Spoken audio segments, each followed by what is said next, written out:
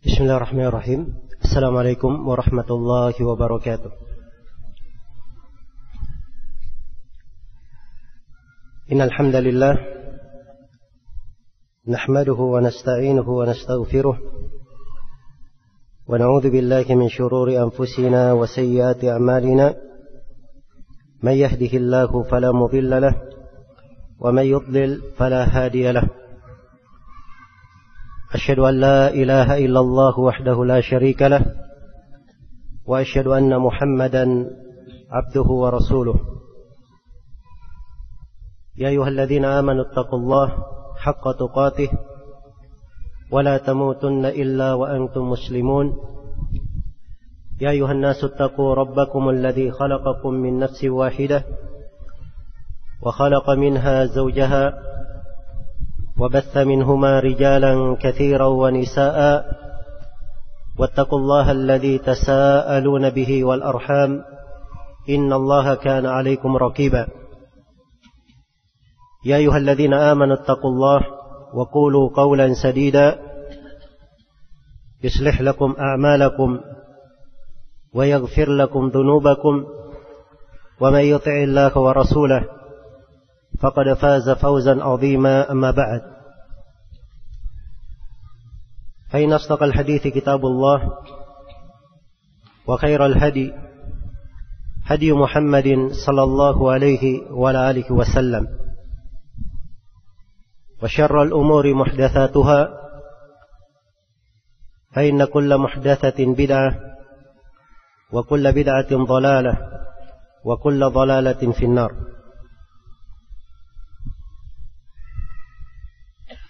Ma'asyiral muslimin wal muslimat, bapak-bapak, ibu-ibu dan saudara-saudari sekalian yang saya hormati dan saya muliakan. Alhamdulillah, kita bersyukur kepada Allah Subhanahu wa taala atas segala limpahan karunia dan nikmat-Nya, atas anugerah dan berbagai kebaikan yang Allah berikan kepada kita di dalam kehidupan ini. Semoga Allah Subhanahu wa taala menjadikan kita semua sebagai hamba-hamba yang bersyukur terhadap segala pemberian dan hamba-hamba yang selalu mendekatkan dirinya kepada Allah Subhanahu wa taala. Sebagaimana saya bermohon kepada Allah Subhanahu wa taala, semoga pertemuan kita di siang hari ini dijadikan sebagai pertemuan yang berberkah, membawa kebaikan untuk kita semua di dunia dan di akhirat, dan semoga menjadi suatu pijakan untuk sebuah amalan yang salih yang diterima di sisi Allah Subhanahu wa taala. Kaum muslimin dan muslimat yang saya hormati dan saya muliakan, ibadah haji sebagaimana umumnya ibadah-ibadah yang merupakan pokok di dalam agama kita, ketentuan dari diterimanya dan besarnya pahala itu kembali kepada dua hal. Yang pertama adalah kembali kepada keikhlasannya di dalam menjalankan ibadah tersebut. Dan yang kedua, kembali kepada ketepatannya dan kebenarannya di dalam melaksanakan ibadah itu sebagaimana yang dicontohkan oleh Rasulullah sallallahu alaihi wasallam. Keikhlasan ini hal yang perlu dibenahi dan diperbaiki. Dan banyak dari kaum muslimin memperhatikan sisi keikhlasan. Tapi kadang sangat disayangkan, seperti yang terlihat pada keumuman jemaah haji, ada semangat di dalam melaksanakan ibadah, semangat di dalam menunaikan ibadah haji, hanya saja sering tidak mencocoki tuntunan Rasulullah sallallahu alaihi wasallam. Dan ini perkara kadang menyebabkan ibadah tersebut berkurang pahalanya. Bahkan Nabi sallallahu alaihi wasallam bersabda, "Man 'amila 'amalan laisa 'alaihi amruna fahuwa rad." Siapa yang beramal dengan sebuah amalan tidak dibangun di atas tuntunan kami, maka amalan tersebut adalah amalan yang tertolak. Maka ini adalah inti dan ide atau dasar dari adanya ide untuk melaksanakan acara ini, agar supaya kita tolong menolong dalam kebaikan dan ketakwaan, dan saling ingat mengingatkan apa yang dengannya ibadah kita disempurnakan oleh Allah Subhanahu wa taala. Karena itu saya berterima kasih kepada semua pihak yang menjadi sebab terselenggaranya acara ini, dan juga kepada seluruh hadirin yang menghadiri acara ini, apakah dari kalangan kaum muslimin dan muslimat yang memang ingin menunaikan ibadah haji, atau dari kaum muslimin dan muslimat yang hadir di majelis ini untuk mengetahui hukum-hukum seputar haji. Sebab seorang hamba, kalau dia ingin menunaikan ibadah haji, belum memiliki kemampuan, tapi dia ada langkah-langkah mengarah ke sana dari niat yang baik, dan dia pelajari hukum-hukum seputar haji, dia bersiap, siapa tahu diberikan kemudahan dia menunaikan ibadah haji, maka hamba yang seperti ini lebih cenderung untuk dimudahkan dan diberi taufik oleh Allah Subhanahu wa taala. Menunjukkan keseriusannya dan menunjukkan niat yang baik di dalam mendekatkan diri kepada Allah Subhanahu wa taala. Pertemuan kita ini adalah pertemuan yang sifatnya pembahasan ringkas. Bukan pembahasan yang kita luaskan di dalamnya penyebutan masalah dengan uraian dalil-dalilnya, apalagi penyebutan silam pendapat di kalangan ulama. Tapi ini adalah pembahasan ringkas, memberikan gambaran bagaimana tuntunan ibadah haji itu secara lengkap. Maka untuk pembahasan ini saya poinkan menjadi beberapa, atau saya bagi pembahasan ini menjadi beberapa bagian. Bagian yang pertama adalah pendahuluan yang saya akan uraikan tentang beberapa etika bagi orang yang ingin menunaikan ibadah haji. Kemudian penjelasan tentang sebagian keutamaan haji, dan penjelasan tentang haji mabrur itu bagaimana. Iya. Kemudian setelah itu saya akan uraikan global amalan-amalan di dalam pelaksanaan ibadah haji, serta penjelasan rukun-rukun haji dan umrah secara global, supaya kita memiliki gambaran ringkas dasar pijakan yang dengannya kita sudah bisa mengukur ibadah haji itu kayak bagaimana. Setelah itu pembahasan yang ketiga, saya akan mendetailkan rangkaian amalan yang dilakukan oleh seorang yang berhaji. Iya, rangkaian amalan yang dilakukan oleh seorang yang berhaji dari awal hingga akhirnya.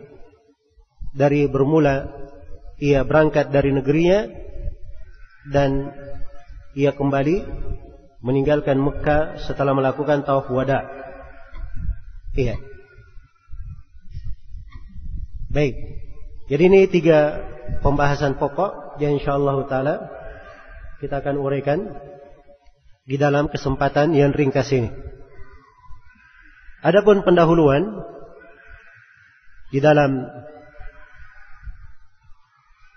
menjelaskan tentang haji dan seorang yang ingin masuk di dalam ibadah haji, iya, dia tentunya mengharapkan haji yang dia lakukan adalah haji yang mabrur. Karena Rasulullah sallallahu alaihi wasallam bersabda di dalam hadits Abu Hurairah yang diriwayatkan oleh Al-Imam Al-Bukhari dan Imam Muslim. Al-umratu ila al-umrati kaffaratul lima bainahuma wal hajjul mabrur laisa lahu jazaa'un illa al-jannah. Umrah ke umrah berikutnya itu adalah penggugur dosa antara keduanya. Jadi kalau dia umrah, setelah itu dia umrah lagi, tahun ini dia umrah, tahun depannya dia umrah lagi, maka antara dua umrah ini digugurkan dosanya. Dua umrahnya menggugurkan dosa antara keduanya. Kemudian Nabi bersabda, dan haji yang mabrur itu tidak ada pahala untuknya kecuali surga. Tidak ada pahala untuknya kecuali surga. Dan ini hadits masyhur di pembahasan haji.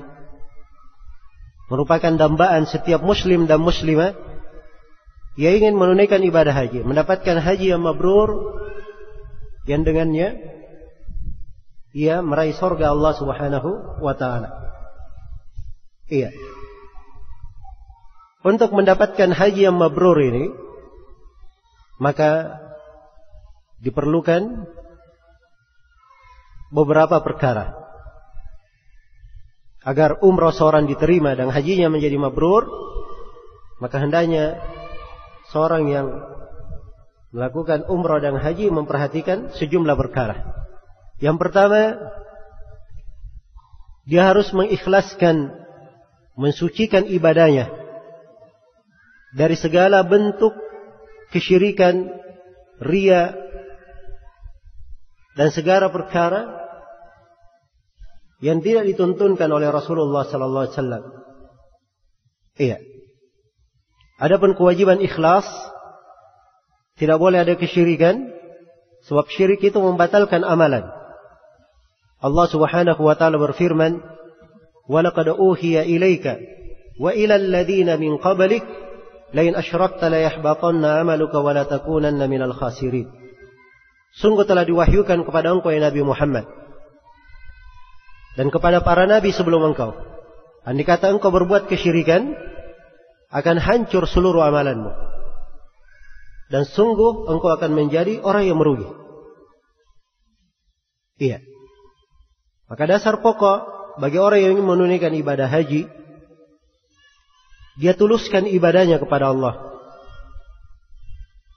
Salatnya hanya untuk Allah, harapannya hanya untuk Allah, rasa takutnya hanya kepada Allah. Dia menyembelih karena Allah, bernadar karena Allah, berdoa hanya kepada Allah. Ini pokok yang harus ditanamkan. Ya, karena itu dari kekeliruan yang besar, ada sebagian orang ingin menunaikan ibadah haji, sebelum dia haji datang dulu ke kuburan, menyembelih tempat yang dikeramatkan. Ya.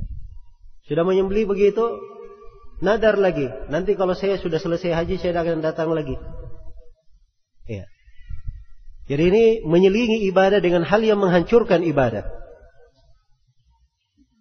Dan dari fenomena yang kita lihat di musim haji, ya, sebagian dari jemaah haji baru saja selesai ibadahnya, menunaikan ibadah haji di Mekah, kemudian pergi ke Madinah. Setibanya di Madinah, dia minta doa kepada Nabi Sallallahu Alaihi Wasallam. Iya. Doa itu hanya kepada Allah, tidak boleh kepada siapapun selain Allah. Apakah kepada malaikat, kepada Nabi. Sebab itu semuanya dianggap pembatal amalan. Allah berfirman, wa annal masajida lillah fala tad'u ma'allahi ahada. Sungguhnya masjid-masjid, tempat sujud itu hanya untuk Allah. Jangan sekali-sekali kalian berdoa kepada siapapun bersama Allah. Doa hanya untuk Allah Subhanahu wa taala. Maka pokok yang harus disucikan keyakinan seorang hamba, ketulusan hatinya, ibadahnya hanya kepada Allah Subhanahu wa taala. Dan ini inti yang memberkahi amalan. Iya. Dan memperbaiki amalannya. Selain daripada itu, dia hilangkan perasaan riya. Iya.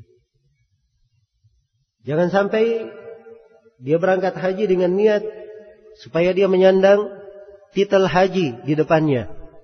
Sudah dipanggil haji fulan dan fulan. Ya, dan ini juga penyebutan haji fulan dan fulan ini kebiasaan berjalan di tengah sebagian manusia, tidak tahu dari mana asalnya. Iya.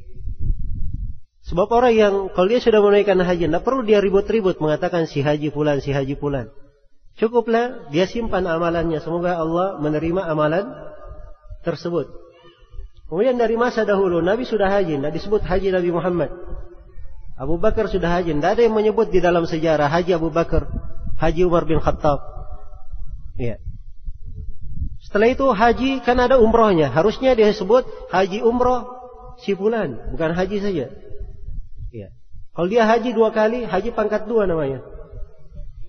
Ya. Maka ini penyebutan-penyebutan tidak perlu dipikirkan sebenarnya, sebab itu bisa mengganggu apa? Mengganggu keikhlasan. Iya. Maka dasar pokok adalah seorang memelihara keikhlasannya. Iya. Dia membayangkan bahwa ini haji adalah ibadah yang agung, rukun Islam yang keempat yang ingin dia tegakkan. Iya. Suatu hal yang dengannya dia ingin meraih surga. Harapan yang sangat besar. Tidak perlu dia pikirkan ya, dari pujian manusia, dari bagian-bagian dari kehidupan dunia yang hina. Maka keikhlasan perlu dijaga dan dipelihara. Iya. Perlu dijaga dan dipelihara. Maka ini etika pokok bagi siapa yang ingin mendapatkan haji yang mabrur. Iya. Mendapatkan haji yang mabrur.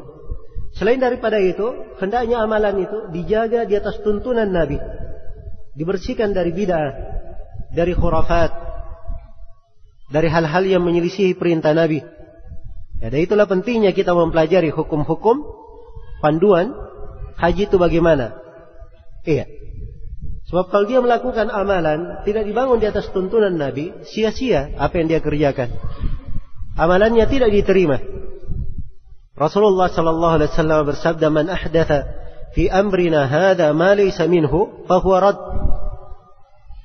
Siapa yang mengada-adakan di dalam perkara kami ini apa yang bukan dari agama, maka dia adalah perkara yang ditolak. Iya. Dan inilah yang menjadi masalah di pelaksanaan ibadah haji. Kita lihat di tengah kaum muslimin beraneka ragam. Iya. Beraneka ragam pelaksanaan di dalam hajinya. Iya. Dan orang yang tidak belajar begitu sampai di lokasi pelaksanaan haji, dia akan melihat manusia beraneka ragam. Ya, saya beri contoh saja misalnya ketika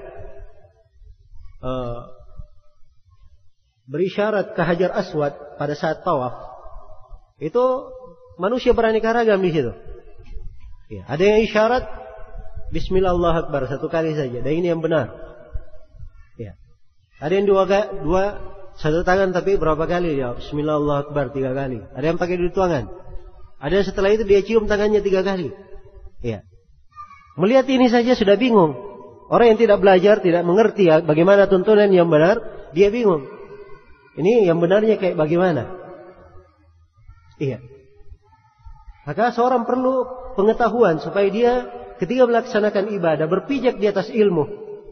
Tidak ikut-ikutan kepada orang. Tapi dia berpijak di atas tuntunan Al-Quran dan hadits. Iya. Dan inilah yang menentukan kebaikan dari ibadah tersebut. Kemudian yang kedua, bagi siapa yang ingin mendapatkan umrah yang diterima dan haji yang mabrur, hendaknya dia bertobat kepada Allah dari segala dosa dan kesalahan. Iya. Dia mohon supaya hajinya diterima. Sebab adanya kerendahan hati dan kesucian jiwa di dalam bertobat, ini menunjukkan ketakwaan di dalam hati. Dan itu adalah sebab diterimanya amalan. Allah berfirman, "Innama yataqabbalullahu minal muttaqin." Sungguhnya Allah hanya menerima amalan dari orang yang bertakwa saja. Maka harus dia bersihkan dirinya dari dosa dan kejelekan. Karena itu ketika dia berangkat, iya, Dia dalam keadaan banyak bertobat, beristighfar, memohon ampun terhadap lembaran-lembaran kejelekan yang sudah berlalu di dalam kehidupannya. Kalau dia berbuat kezaliman di tengah manusia, dia memohon maaf akan hal tersebut. Ketika dia akan berangkat, antara dia dan saudaranya ada hal berkaitan dengan hati, jarak jauh antara keluarga dan yang lainnya. Dia mengambil maaf di situ, agar supaya dia berangkat dalam keadaan jiwanya tenang dan di kondisi ketakwaan yang baik, sehingga amalannya lebih diterima oleh Allah Subhanahu wa taala. Kemudian yang ketiga, hendaknya seorang itu berbekal dengan ketakwaan dan amalan salih. Karena di ayat di pembahasan haji, Allah Subhanahu wa taala berfirman, "Wa tazawwadu fa inna khairaz zadi taqwa." Berbekallah kalian. Sungguhnya sebaik-baik bekal itu adalah ketakwaan. Berbekallah kalian, sungguhnya sebaik-baik bekal itu adalah ketakwaan.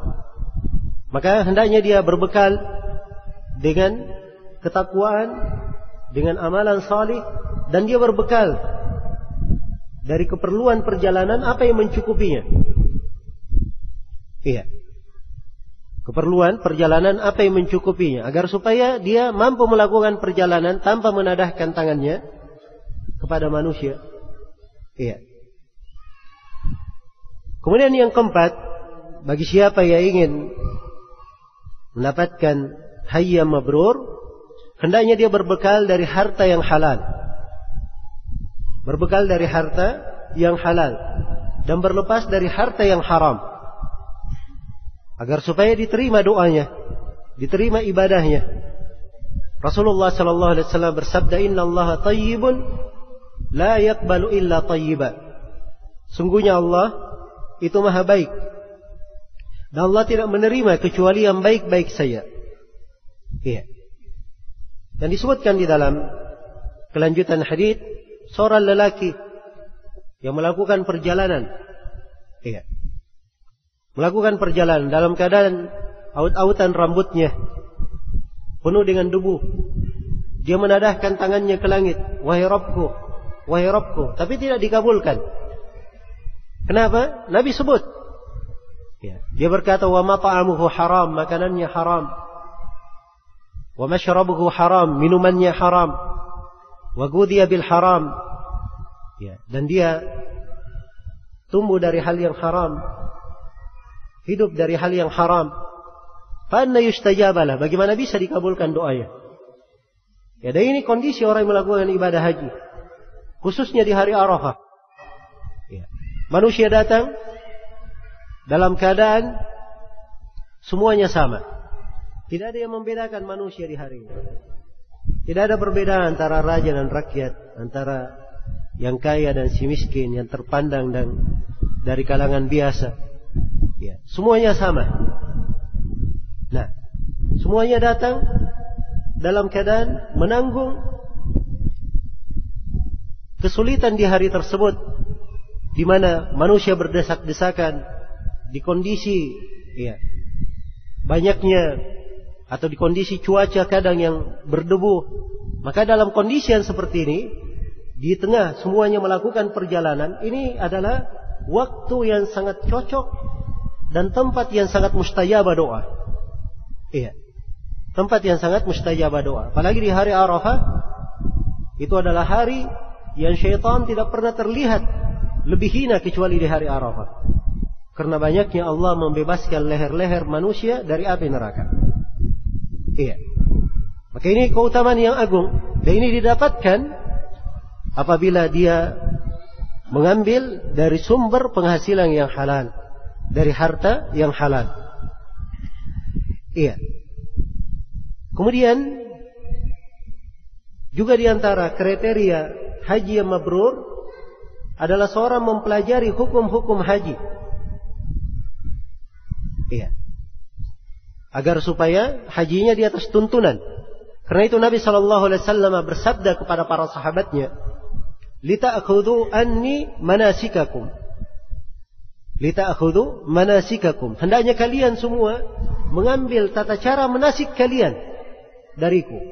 Disuruh para sahabat untuk belajar dari Nabi. Bagaimana tata cara manasik haji yang benar. Ya. Agar supaya pelaksanaan hajinya sesuai dengan apa yang dituntunkan.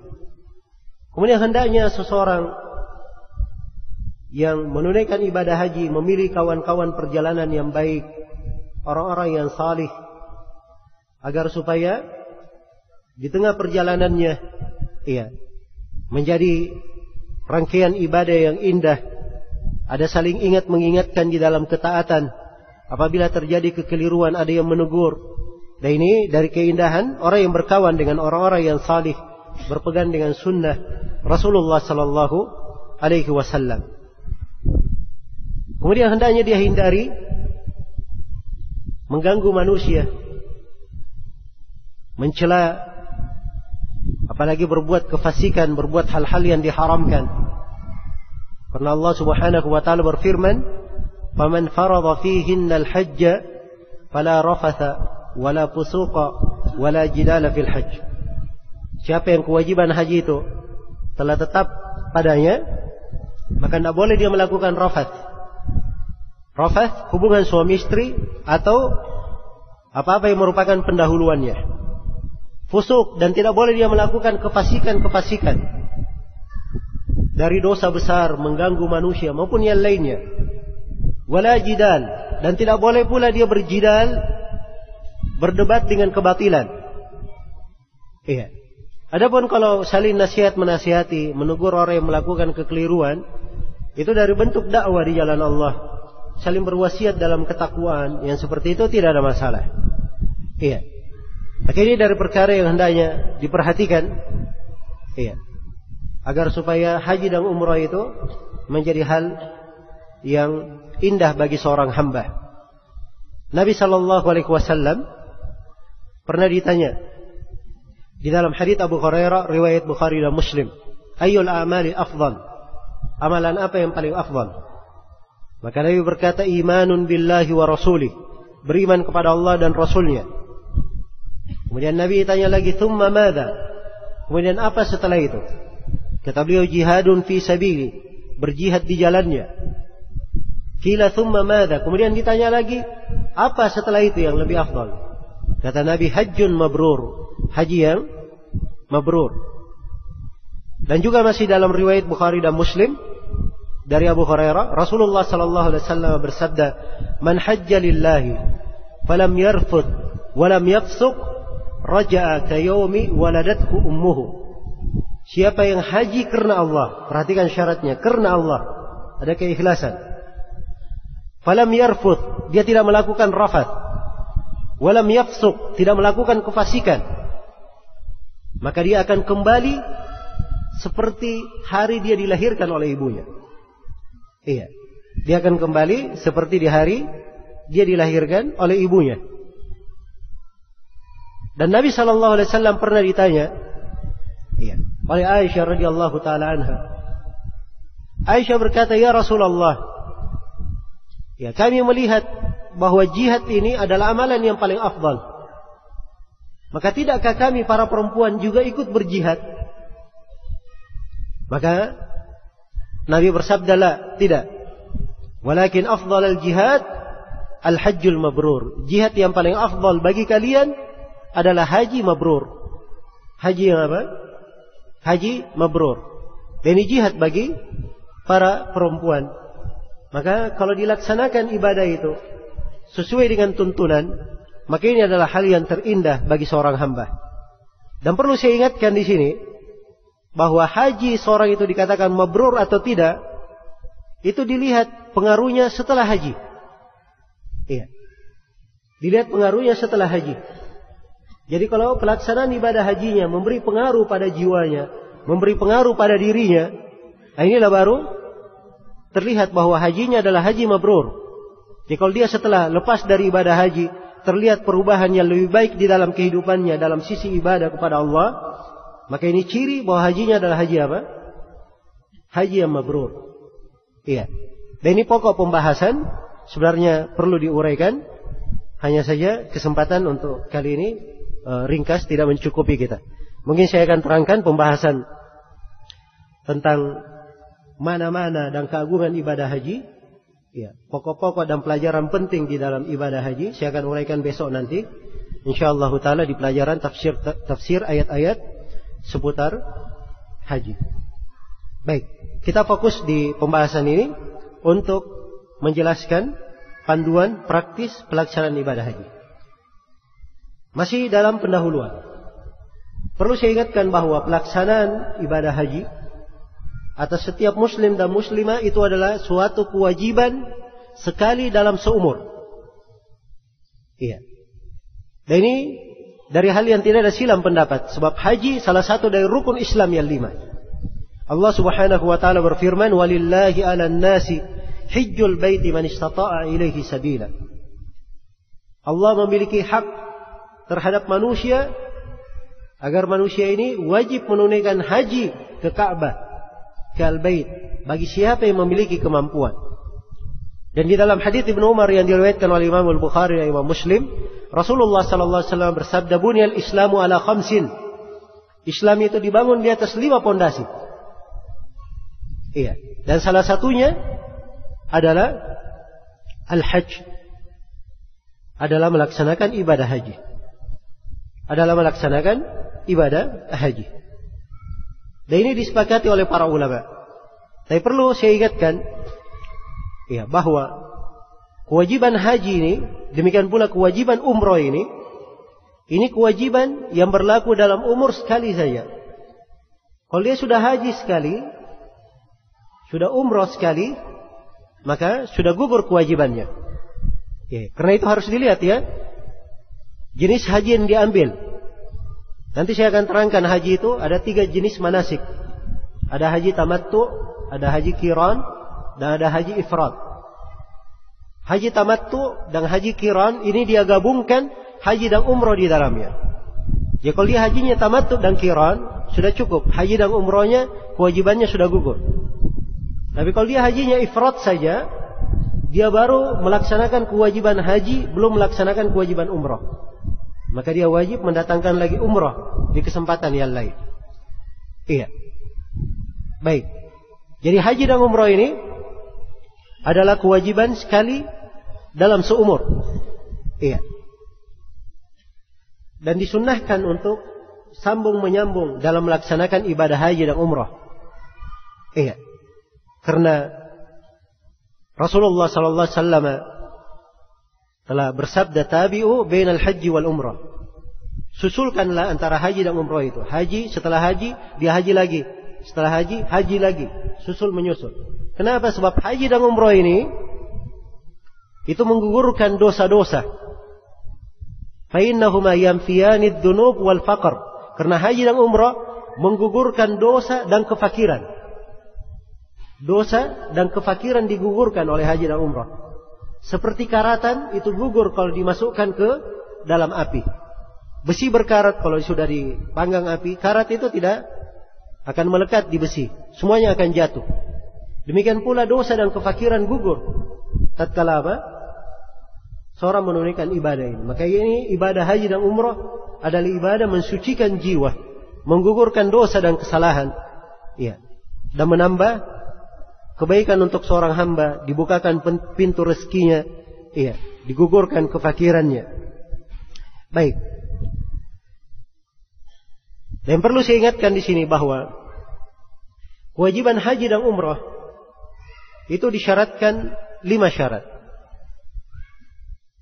Orang yang haji dan umrah dikatakan dia wajib haji dan umrah apabila terpenuhi padanya 5 syarat. Syarat yang pertama, dia adalah seorang muslim. Ada syarat keislaman. Karena itu orang kafir, kalaupun dia melakukan haji dan umrah, dia diterima darinya. Syarat yang kedua, dia adalah orang yang waras. Harus waras. Jadi, kalau misalnya ada orang yang tidak waras diikutkan haji dan umrah, maka itu tidak dihitung apa-apa baginya. Kapan dia sadar, dia wajib mengulanginya. Sebab belum menggugurkan kewajibannya. Iya. Kemudian syarat yang ketiga disyaratkan al-bulugh, disyaratkan dia balik. Ya. Syaratkan dia sudah balik. Anak kecil kalau dibawa haji dan umrah orang tuanya dapat pahala. Tapi itu belum menggugurkan kewajiban. Belum menggugurkan apa? Kewajiban. Nanti begitu dewasa, iya, anak ini mengulangi haji dan umrahnya. Kemudian syarat yang ketiga disyaratkan, dia adalah seorang yang merdeka. Ya, bukan seorang budak. Dan ini pembahasan memang disebut di dalam pembahasan fikih terkait dengan hukum-hukum ya perbudakan. Walaupun sekarang ini tidak ada ya apa yang disebut dengan perbudakan. Baik. Kemudian yang kelima, dia memiliki kemampuan dari sisi harta dan dari sisi fisik. Dia memiliki kemampuan dari sisi harta dan sisi apa? Sisi fisik. Iya. Karena di dalam Al-Quran Allah berfirman, "Walillahi 'alan nasi hijjul baiti man istata'a ilaihi sabila." Allah memiliki hak terhadap manusia, bahwa manusia ini wajib menunaikan haji bagi siapa yang memiliki kemampuan. Ya. Jadi syaratkan dia memiliki kemampuan, dan kemampuan ini terkait pada dua hal. Terkait pada kemampuan harta dan terkait pada kemampuan fisik. Kalau ada orang dari sisi fisik dia mampu menunaikan ibadah haji tapi tidak ada hartanya, maka ini dikatakan tidak mampu. Demikian pula kalau ada orang yang punya harta tapi dari sisi fisik dia tidak mampu menunaikan ibadah haji karena sudah tua renta misalnya, atau dia lumpuh, ya, maka di kondisi ini dia sendiri tidak wajib menunaikan ibadah haji. Tapi dia boleh mewakilkan orang untuk apa? Orang untuk menghajikannya. Iya. Dan ini mungkin saya akan bahas juga tentang masalah mewakilkan. Baik. Khusus untuk perempuan ditambah syarat ke-6. Khusus untuk perempuan ditambah syarat ke-6. Yaitu syarat perempuan ini harus memiliki mahram. Harus memiliki mahram. Karena Rasulullah sallallahu alaihi wasallam bersabda, "Wala tusafirul mar'a illa ma'adhi mahram." Dan jangan sekali-sekali seorang perempuan melakukan perjalanan kecuali bersama mahramnya. Ya. Maka seorang lelaki bertanya, "Ya Rasulullah, sungguhnya istriku dia akan keluar melakukan ibadah haji sendirian, tidak ada mahram. Padahal saya telah tercatat wajib hadir di perang ini dan perang itu." Iya. Maka Nabi sallallahu alaihi wasallam bersabda, "Kamu ikut pergi bersama istrimu, antar dia haji." Digugurkan kewajibannya ikut perang oleh Nabi, disuruh mengantar apa? Istrinya, agar supaya istrinya memiliki mahram.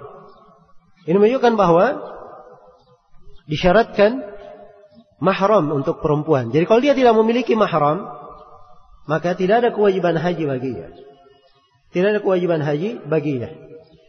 Ya, kalau misalnya ada seorang perempuan pergi menunaikan ibadah haji, dia menyelisih ketentuan, tidak ada mahramnya, maka dia berdosa karena melakukan perjalanan tanpa mahram, tapi hajinya terhitung syah. Hajinya terhitung apa? Terhitung syah. Hanya saja dia berdosa karena melakukan apa? Perjalanan tanpa mahram. Iya. Baik. Jadi ini syarat kewajiban dalam pelaksanaan ibadah haji. Ya, dan seorang hendaknya mengambil ihtisab pada apa yang dia curahkan di dalam menunaikan ibadah. Apakah dari sisi fisiknya dia ada persiapan dalam hal tersebut? Iya. Kalau dia tahu di musim haji itu banyak berjalan, ya, dia sudah punya kesiapan, ya, supaya nanti di musim haji dia berjalan sejauh manapun, dia punya kemampuan untuk berjalan. Ya, dan ini perlu latihan. Ya. Perlu dia mengambil dari persiapan sebelum dia berangkat. Demikian pula kalau misalnya dalam perjalanan ada perbekalan yang perlu dia siapkan, maka tidak perlu khawatir. Ya, sekadar sebesar harta yang dia keluarkan untuk ibadah hajinya, itu pula kadar pahala yang dia terima. Maka semakin banyak masyaqqah, kesulitan yang dia hadapi, dan dia semakin banyak mengerahkan tenaga di dalam melaksanakan suatu ibadah, maka pahalanya akan menjadi semakin besar. Karena kaidah umum dalam syariat kita, inna idhamal jaza ala qadri idhamil bala. Sungguhnya besarnya pahala itu tergantung besarnya kesusahan di dalam menjalankan ibadah tersebut. Iya. Kemudian yang perlu saya terangkan juga sebagai pendahuluan, bahwa boleh mewakilkan bagi siapa yang tidak mampu dari sisi fisik, tapi dia punya kemampuan dari sisi harta, dia boleh mewakilkan orang untuk haji. Boleh mewakilkan orang untuk menghajikannya. Seperti orang yang sudah tua renta, atau dia sakit dengan penyakit yang tidak bisa sembuh, seperti dia lumpuh misalnya. Adapun kalau dia buta, buta ini bukan penghalang. Seorang yang buta bisa dia berjalan, ada yang menuntunnya, dan itu tidak ada masalah. Dan itu dihitung masih dalam kemampuan, bukan halangan kebutaan. Baik. Jadi dia boleh mewakilkannya. Dan kalau dia mewakilkan, maka dia wakilkan kepada orang yang sudah haji. Dia wakilkan kepada siapa? Orang yang sudah haji. Karena itu pernah ada orang yang bertalbiyah, didengar oleh Nabi dia bertalbiyah, labbaika an syubrumah. Ya Allah, saya bertalbiyah untuk syubrumah. Maksudnya dia bertalbiyah menyebut orang yang ingin mewakilkan orang hajinya. Maka Nabi bertanya kepadanya, siapa syubrumah ini? Maka orang ini menjawab, dia adalah saudaraku atau kerabatku. Maka Nabi bertanya, kamu sendiri, apakah kamu sudah haji? Kata orang ini, belum. Kata Nabi, hujja an nafsika thumma hujja an syubrumah. Pertama kamu haji dulu untuk dirimu, setelah itu baru kamu haji untuk siapa? Untuk syubrumah. Jadi syaratkan orang yang mewakilkan, dia sendiri harus sudah haji. Dia sendiri sudah haji. Setelah haji, dia boleh mewakili orang lain. Nah, kemudian yang mewakilkan ini, dia mewakilkan satu orang saja. Dan sekarang saya perlu mengingatkan sebab ini kejadian sudah dari dahulu. Ada sebagian orang memang kerjaannya seperti itu. Di musim haji dia cari orang-orang yang mau dihajikan. Kadang satu orang dia kumpul 10 orang mau dihajikan, semuanya dia terima. Sini. Biar saya hajikan. Dan ini tidak syah. Sebab satu orang dia hanya bisa mewakilkan berapa?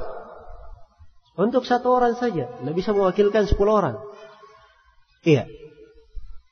Siapa yang meninggal dan dia memiliki harta, maka awal kewajiban dari harta itu setelah ditunaikan utangnya, maka dipotong dari hartanya jumlah supaya bisa memberangkatkan orang untuk menghajikannya.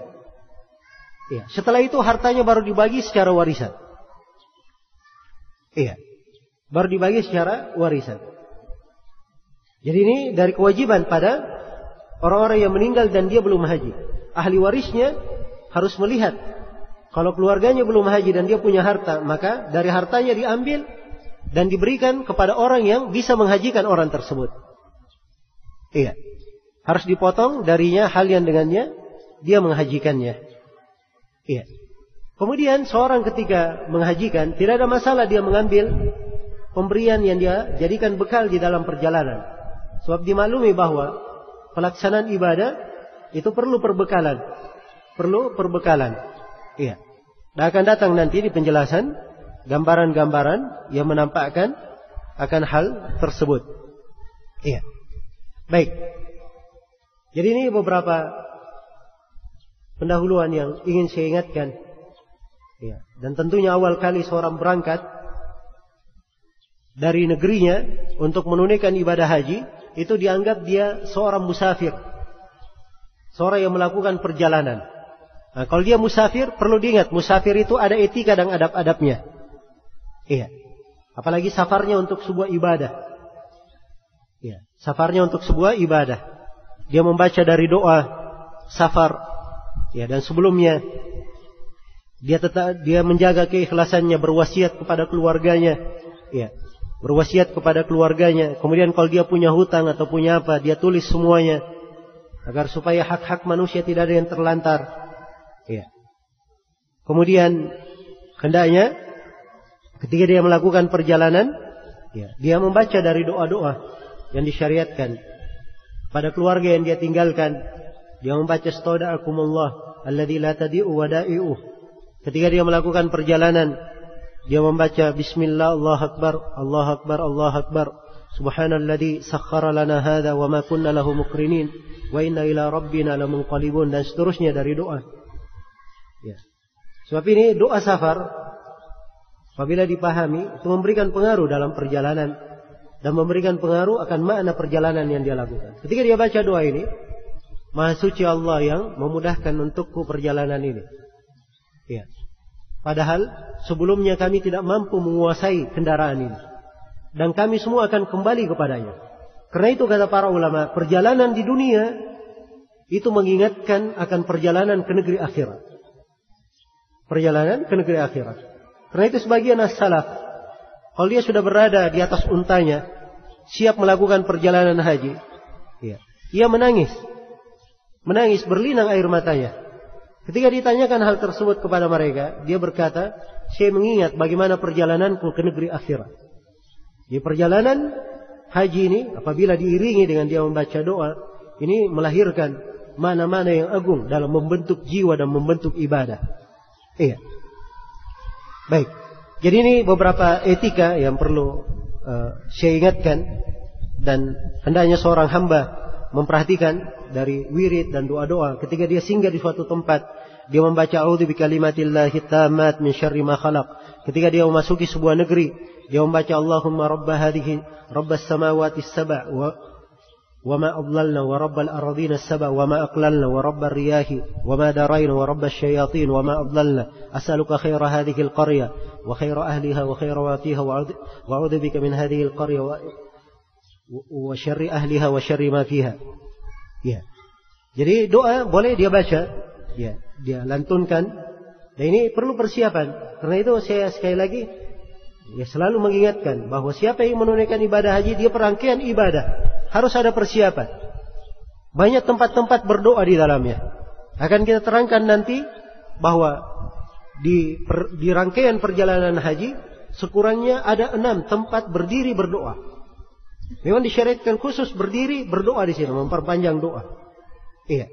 Karena itu kalau dia sendiri berjalan, ya, dia sedikit menghafal doa, ya, sedikit menghafal doa, tidak ada persiapan apa yang akan dia baca. Ya, ini artinya dia telah melantarkan dirinya, menelantarkan kesempatan. Ya. Karena itu dia banyak mencari doa-doa yang cocok untuk dia baca, yang cocok untuk dia mohon. Ya, kalau dia ingin minta doa dalam bahasa Indonesia juga tidak ada masalah. Dia catat, dia tulis apa yang perlu dia doakan. Dan itulah tempat-tempat mustajabah. Iya. Sebagian dari orang-orang yang pernah haji, ya berkata berdoa saja. Dan saya biasanya kalau berdoa, ya saya hanya memberikan tanda benar saja. Yang mana yang sudah terkabul, yang mana yang belum. Iya. Hanya menunggu terkabulnya saja. Nah, jadi dari hal-hal yang baik, kesempatan yang bagus untuk digunakan. Baik. Jadi ini pendahuluan untuk kita di dalam memasuki materi. Pembahasan yang kedua, ya bagian yang kedua dari pembahasan kita di hari ini, saya akan memberikan gambaran ringkas bagaimana tuntunan pelaksanaan ibadah haji itu. Iya. Yang pertama, haji itu dari sisi manasiknya itu terbagi 3. Ada haji tamattu, yang pertama. Yang kedua ada haji qiran. Dan yang ketiga ada haji apa? Ada haji ifrad. 3 jenis.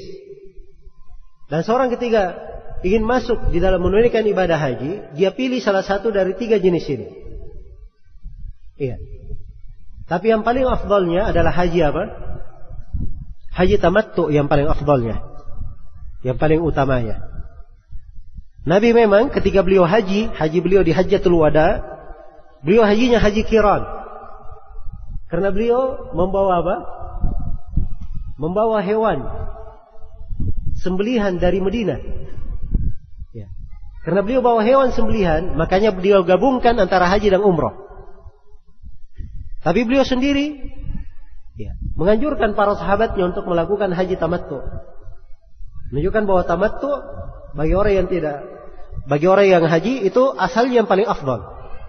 Asalnya yang paling utama.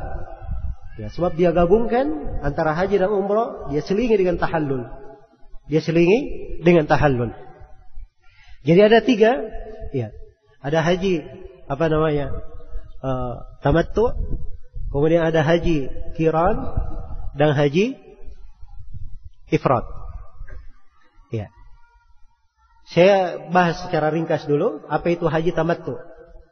Jadi haji tamattu secara umum dia gabungkan antara haji dan apa? Haji dan umrah diselingi dengan tahallul.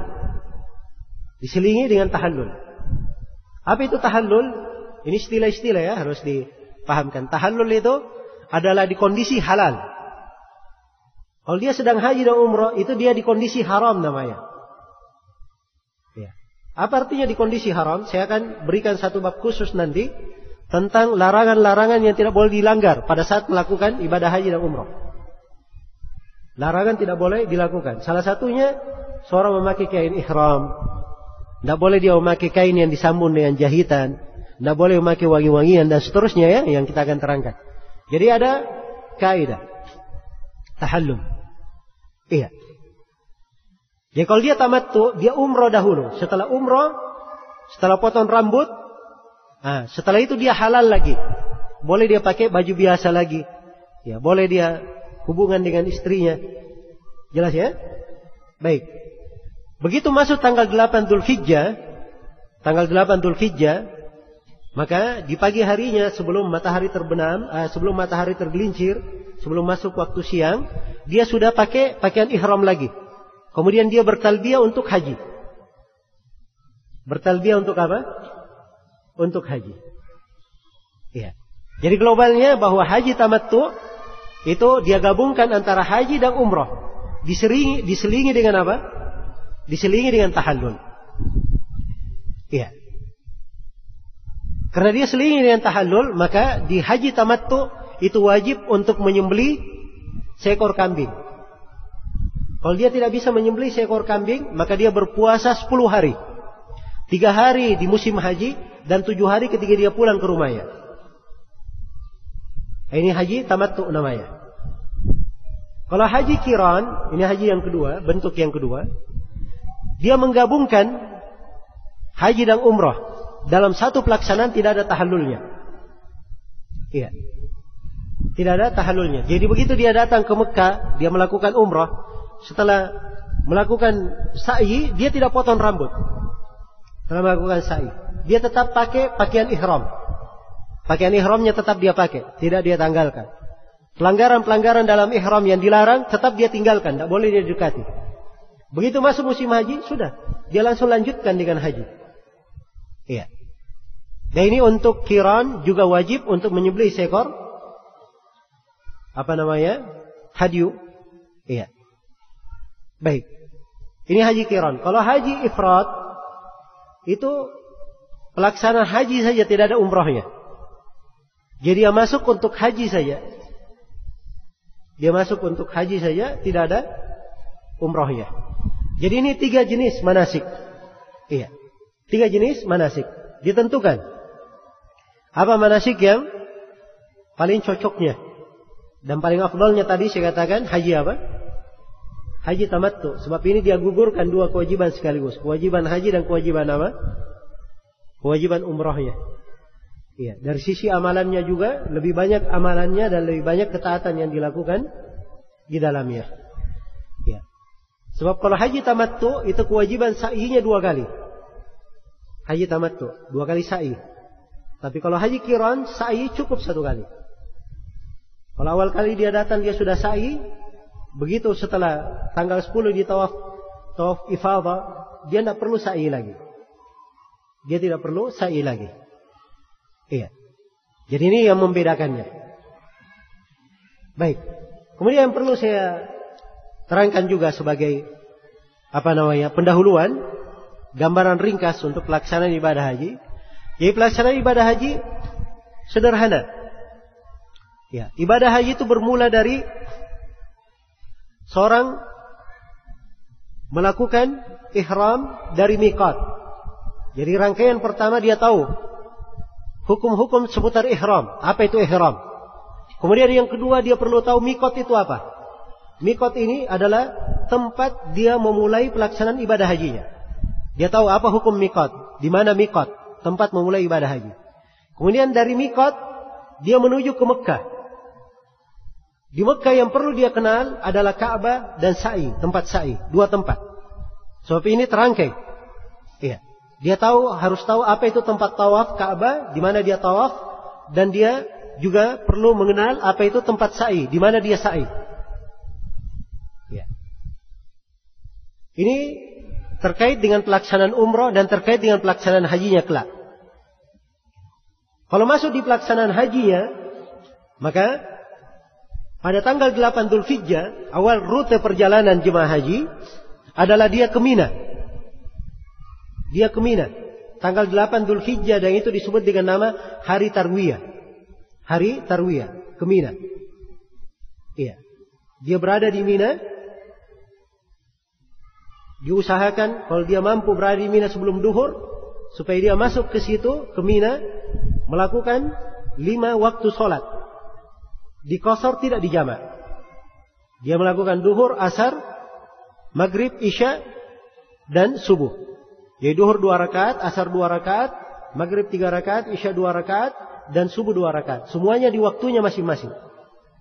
Setelah matahari terbit, ya, tanggal 9 Dzulhijjah disebut dengan hari Arafah. Jemaah haji berangkat menuju ke Arafah untuk wukuf. Iya, untuk wukuf. Sebaiknya dia tiba di Arafah sebelum matahari tergelincir. Ya.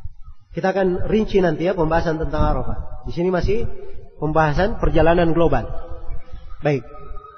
Jadi berjalan ke Arafah. Dia berada di Arafah. Kalau dia masuk sebelum matahari terbenam, dia wajib menunggu di Arafah sampai matahari terbenam. Pada tanggal 9 ini. Setelah matahari terbenam, barulah berjalan menuju ke Musdalifah. Di Arafah, ya, itu dia hanya melakukan sholat duhur dan asar saja, dijamak takdim, dijamak di depan. Adapun sholat maghrib dan isya itu nanti dia lakukan di Musdalifah. Jadi setelah matahari terbenam, melakukan perjalanan ke Musdalifah. Melakukan perjalanan kemana? Ke Musdalifah. Iya. Di Musdalifah dia mabit, bermalam. Disunahkan bermalam hingga sholat subuh. Setelah sholat subuh disunahkan dia berdiri berdoa hingga matahari mau terbit dan sudah mulai menguning matahari itu mau keluar. Kemudian dia tinggalkan Musdalifah menuju ke Mina. Ini tanggal 10 sudah. Tanggal 10 ini disebut sebagai apa namanya? Yaumun Nahar. Dan di hari nahar ini kita akan terangkan ada 4 amalan yang disyariatkan dilakukan. Yang pertama melempar jamratul aqabah, yang kedua dia menyembelih, yang ketiga bercukur, dan yang keempat tawaf ifadah. Ini tanggal 10. Setelah tanggal 10 dia balik lagi ke Mina. Tanggal 10-nya dia balik lagi ke Mina. Jadi dia bermalam di Mina mulai dari malam tanggal 10 malam atau malam ke 11, ya. Kemudian dia berada di Mina tanggal 11, 12, dan 13. Ya. Boleh dia berakhir sampai 12 saja. Dan itu disebut nafar awal. Nafar pertama, orang yang berangkat pertama. Dan kalau dia ingin akhirkan lebih afdal, dia menunggu sampai tanggal 13. Setelah tanggal 13, selesai dia di Mina, kembali lagi ke Mekah. Kalau dia sudah mau melakukan perjalanan, dia tutup dengan tawaf apa? Dengan tawaf wada, tawaf perpisahan. Dengan itu selesai sudah pelaksanaan apa? Pelaksanaan ibadah haji dan umrah seseorang. Jadi ini gambaran global ya. Gambaran global bagaimana pelaksanaan ibadah haji tersebut. Baik, saya rinci ke satu-satu. Saya berikan gambaran global untuk 3 jenis manasik. Jadi pertama kita tamattu dahulu. Tamattu dari miqat. Ya, untuk tamattu dari miqat dia memakai kain ihram lengkap.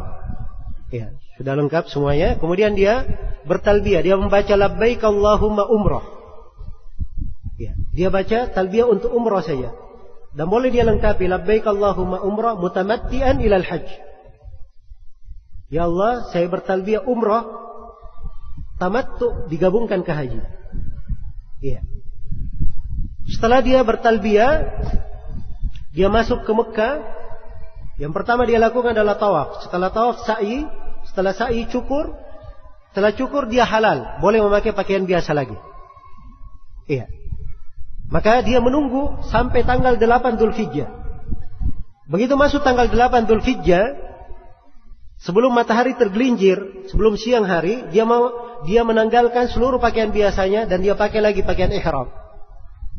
Iya, dia bersiap berihram lagi. Dan dia bertalbiyah dari rumahnya masing-masing. Kalau dia di hotel, dari hotelnya masing-masing, di penginapannya masing-masing. Ya, atau boleh juga kalau dia keluar, yang jelas dari tempatnya dia sudah bertalbiyah. Setelah itu menuju ke Mina tanggal 8. Ya. Dari Mina menuju ke Arafah tanggal 9. Dari Arafah sore harinya menuju ke Musdalifah bermalam. Ya, di Musdalifah. Tanggal 10 pagi hari di Musdalifah dia menuju ke pelemparan Jamratul Aqabah. Setelah itu menuju ke Mekah melakukan tawaf ifadah. Ya, dan ini tentunya ada selingan ya dengan menyembelih dan cukur. Ya, setelah tawaf ifadah, ya. Dan setelah tawaf ifadah, kalau dia mutamatti, setelah itu sa'i lagi, 2 kali dia sa'i. Jadi ada sa'i, ada tawaf pertama tawaf kudum, tawaf ketiga datang umrah dan sa'i setelahnya, dan tawaf yang kedua tawaf ifadah namanya di dalam rangkaian haji, dan ada sa'i lagi. Setelah sa'i, mutamatti kembali ke mana? Kembali lagi ke Mina. Kemudian dia duduk di Mina. Di tanggal 11 dia melempar 3 jamrah. Sebab pelemparan jamrah itu ada 3. 1, 2, 3. Ya. Yang pertama disebut Jamratul Sughra, yang kedua Jamratul Wusta, yang ketiga Jamratul Aqabah. Kalau di tanggal 10 yang dilempar 1 saja. Yang paling akhir saja yang dilempar. Ya, kalau kita dari Musdalifah berjalan, itu kita akan ketemukan 3 pelemparan. Pelemparan yang pertama dilewati, yang kedua dilewati, yang terakhir yang dilempar tanggal 10. Tapi kalau tanggal 11, 12 dan 13 tiga-tiganya dilempar. Bermula dari yang pertama, kemudian yang kedua, yang pertama yang paling dekat dari Mina, kemudian yang kedua, kemudian yang ketiga. Dan yang ketiga ini itu yang paling jauh dari Mina dan dia yang paling dekat kemana? Paling dekat ke Mekah. Iya. Dan mungkin kita akan melihat nanti ya gambar-gambarnya di sela pembahasan nanti. Baik. Setelah selesai dari Mina, orang yang haji tamattu menuju ke Mekah. Kalau dia sudah mau pulang, maka akhir keberadaannya dia tutup dengan tawaf. Dan ini disebut tawaf wada. Dengan itu selesai sudah, sempurna sudah pelaksanaan apa? Ibadah hajinya. Ini haji tamattu. Haji yang kedua, haji apa tadi? Yang kedua? Haji qiran. Haji qiran dari miqat, dia bertalbiyah labbaik Allahumma hajjan wa umrah. Atau umratan wa hajjan. Ya Allah, saya bertalbiyah untuk haji dan umrah. Dia talbiyah 2 sekaligus. Haji dan apa? Haji dan umrah sekaligus dia talbiyah. Kemudian dia datang ke Mekah. Pertama dia tawaf. Setelah itu dia sa'i. Dan sa'i ini boleh dia undurkan. Boleh dia undurkan nanti di musim haji sekalian. Tapi kalau dia lakukan, dia kedepankan, dia lakukan, maka dia punya kewajiban 1 kali sa'i saja. Iya. Setelah sa'i, maka tidak ada cukur rambut. Dia tetap pakai pakaian ihram.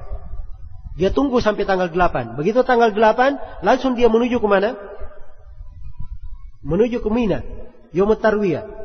Ya, tidak ada talbiyah baru lagi sebab dia sudah masih dalam keadaan ihram, belum lepas ihramnya. Tanggal 8, kemudian ke Arafah tanggal 9, ke Musdalifah malamnya, tanggal 10 ke Mina lagi melempar Jamratul Aqabah, kemudian dia lengkapi dengan tawaf ifadah. Kalau dia sudah tawaf sudah sa'i sebelumnya, dia tidak perlu lagi sa'i di situ. Langsung dia balik ke Mina, melempar tanggal 11, 12. Kalau dia ingin keluar tanggal 12 itu nafar awal. Ya, ingin dia undur sampai 13 itu yang paling afdal ya. Setelah itu dia kembali ke Mekah, setelah itu tawaf apa? Tawaf wada pulang. Itu haji qiran. Iya. Baik. Kalau haji ifrad, ya, dia sama seperti itu. Tapi niatnya hanya satu saja. Dia niat untuk haji. Iya. dan niat untuk haji. Dan ini keistimewaannya haji ifrad, memang kadang diperlukan untuk orang yang terlambat masuk ke Arafah. Jadi misalnya seorang masuk ke Mekah, dia masuk sudah tanggal 9 malam dia masuk. Tidak ada kesempatan lagi untuk apa? Umrah dahulu. Bisa luput waktunya. Maka dia langsung saja ke Arafah. Langsung ke Arafah, kemudian ke Mina, kemudian dia tawaf, sa'i. Setelah itu dia lanjutkan hari-hari Mina, tanggal 11, 12, 13. Setelah itu dia tawaf wada, selesai sudah hajinya. Itu haji ifrad. Iya. Dan memang haji ini dimudahkan. Ya, alhamdulillah diberikan 3 jenis manasik sebab keadaan manusia beraneka ragam. Waktu manusia itu beraneka ragam. Iya. Baik, jadi ini gambaran global ya tentang apa yang dilaksanakan dalam pelaksanaan haji itu. Kemudian dari gambaran global juga yang saya ingin ingatkan, dan ini kaidah dasar dalam pelaksanaan ibadah haji. Rukun haji itu ada 4. Rukun haji ada berapa? Ada 4. Dan kewajiban haji ada 7. Rukun umroh, iya, ada 2. Baik. Jadi ini kaidah dasar yang perlu dipegang. Jadi rukun umroh ada 3 dan kewajibannya ada 2. Jadi saya ulangi, kaidah dasarnya untuk haji rukunnya ada berapa? Ada 4. Kewajibannya ada 7. Untuk umrah rukunnya ada 3. Kewajibannya ada 2. Ini dasarnya. Kenapa saya ingatkan dari awal ini? Sebab ini terkait dengan keabsahan haji. Rukun kapan dia tinggalkan batal hajinya.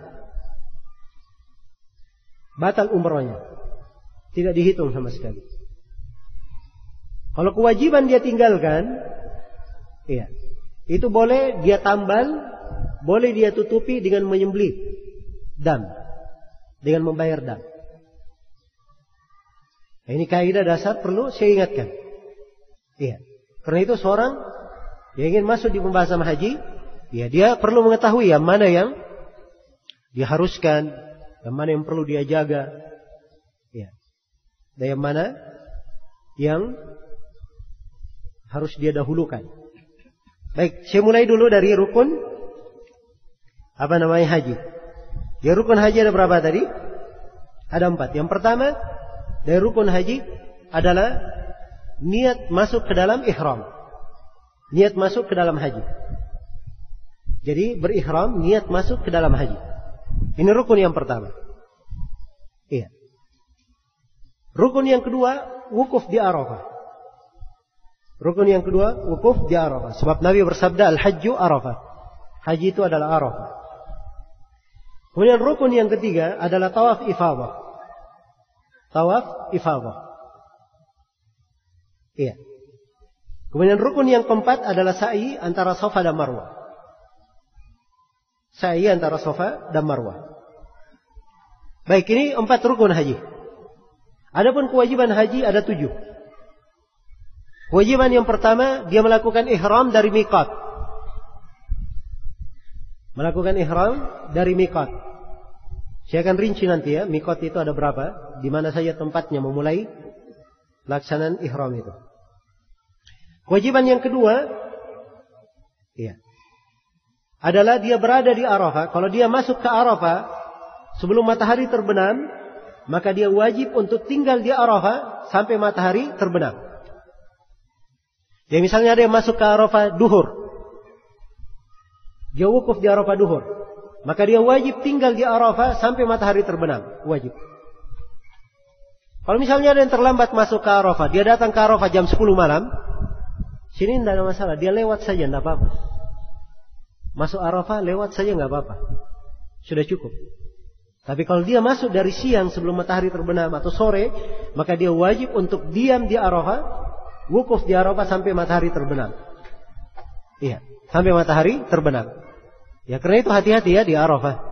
Ya, dan saya akan terangkan nanti ya, beberapa kesalahan yang kadang terjadi di Arafah itu. Kemudian yang ketiga dari kewajiban adalah mabit di Musdalifah. Bermalam di mana? Di Musdalifah. Kemudian yang keempat, dari kewajiban haji melempar jamratul aqabah. Melempar jamrah al-aqabah. Dan melempar jamrah di 3 hari, tanggal 11 dan 12. Iya. Serta 13 ya bagi siapa yang nafar tsani. Kemudian kewajiban yang kelima adalah mencukur ya, atau menggundul. Kemudian kewajiban yang keenam, tidur di Mina. Wajib untuk mabit di Mina. Dan kewajiban yang ketujuh adalah tawaf wada. Tawaf wada. Ini khusus untuk laki-laki dan perempuan. Tapi untuk perempuan yang haid dan nifas, tidak wajib mereka tawaf wada. Dan ini insyaAllah akan kita terangkan. Baik. Jadi itu rukun haji dan kewajiban haji. Adapun umrah. Umrah itu ada 3 rukunnya. Yang pertama adalah niat masuk ke dalam ihram. Itu yang pertama. Kemudian yang kedua tawaf. Dan yang ketiga sa'i. Ini 3 rukun umrah. Iya. Adapun kewajiban haji, kewajiban umrah ada 2. Yang pertama adalah dia berihram dari miqat, kemudian yang berihram dari tempat yang halal, ya, bukan tanah haram. Kemudian yang kedua dia menggundul atau mencukur. Iya, menggundul atau mencukur. Baik. Jadi ini rukun dan kewajiban haji serta rukun dan kewajiban umrah. Iya. Rukun dan kewajiban umrah. Umrah itu bisa dilakukan sepanjang tahun, umrah. Mau umrah kapan saja tidak ada masalah, sepanjang tahun bisa umrah. Tapi kalau haji itu terikat waktu. Pelaksanaan haji itu hanya di 3 bulan saja. Bulan Syawal, Dzulqa'dah, dan Dzulhijjah. Iya. Dan inti pelaksanaannya di bulan Dzulhijjah. Sebagaimana yang akan diterangkan nanti insyaallah taala. Baik, dengan ini selesai sudah penjelasan tentang gambaran global bagaimana pelaksanaan ibadah haji itu. Sekarang saya akan masuk ke inti pembahasan kita, yaitu penggambaran secara mendetail bagaimana pelaksanaan ibadah haji tersebut. Iya. Baik. Yang pertama yang perlu diterangkan di sini, kita mulai dari miqat, pembahasan miqat. Ya. Miqat itu dari kata waktu. Ya. Dan waktu kadang berkaitan dengan masa, kadang berkaitan dengan tempat. Miqat kadang berkaitan dengan masa, berkaitan dengan waktunya, dan berkaitan dengan tempatnya. Ya. Karena itu pelaksanaan ibadah haji itu terkait dengan waktu dan terkait dengan miqat. Ya. Ibadah haji miqat dari sisi waktunya saya sudah sebut tadi. Bulan Syawal, bulan Dzulqa'dah, dan bulan apa? Dzulhijjah. Iya. Ya, kalau misalnya ada yang di bulan Syawal, tanggal 1 Syawal, dia masuk ke Mekah dengan niat umrah sekaligus untuk haji, maka boleh saja. Dia umrohnya ini dia niatkan untuk haji tamattu. Setelah itu dia halal. Dia tunggu saja 2 bulan di Mekah sampai apa? Sampai masuk. Iya. Tanggal 8 Dzulhijjah. Tapi ini nunggunya lama ya. Ya, dan ini akan menjadi repot bagi orang yang haji qiran. Kalau dia haji qiran, dia masih di bulan Syawal, niatnya niat qiran, maka dia harus pakai pakaian ihram 2 bulan. Ya. Ini repot kalau dia pakai haji apa? Haji qiran. Jelas ya? Demikian pula kalau dia haji ifrad, sama seperti itu. Tapi kalau dia tamattu santai. Setelah cukur rambut sudah halal lagi. Ya, dia sisa menunggu. Nah, ini keistimewaannya apa? Tamattu.